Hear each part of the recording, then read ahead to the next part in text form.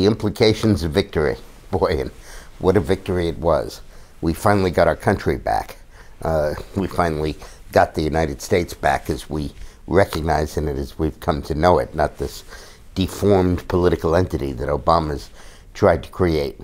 The magnitude of the triumph is unbelievable. It will eventually be 9 seats.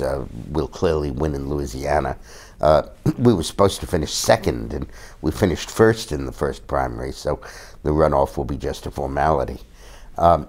And the inroads are just incredible in blue states.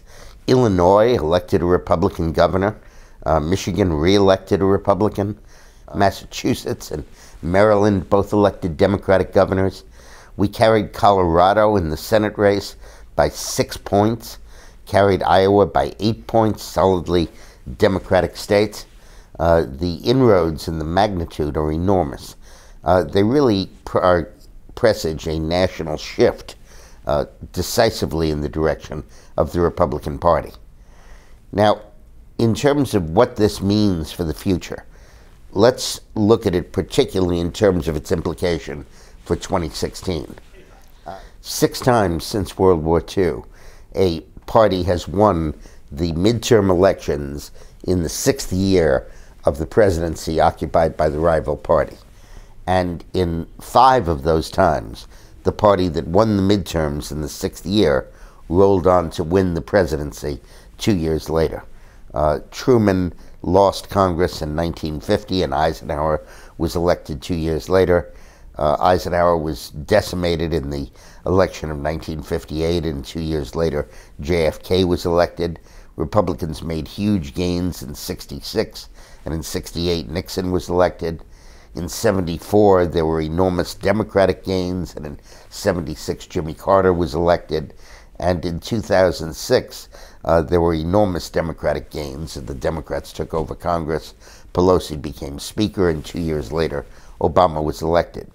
The 2 times it didn't happen, one was under Clinton in 1998, but there was no winner. There was no net exchange of seats.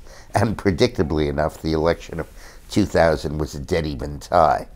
And in 1986 and 88 was the only time the pattern broke. The Democrats won the election of 86, but Bush nevertheless went on to win the election of 1988. So history says that once a tsunami like this comes along, a wave like this, it's going to sweep all before it.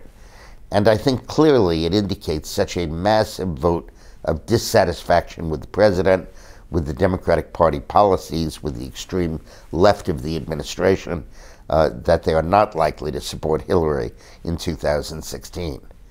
In fact, the problem Hillary now has is, does she embrace the policies that have been so dramatically rejected and increase her chances of winning the general election, or does she oppose those policies and separate themselves from her, which increases the chances of getting a primary fight and being denied the nomination in the first place, just like she was in 2008. It's a very pleasant situation to watch the other side be in.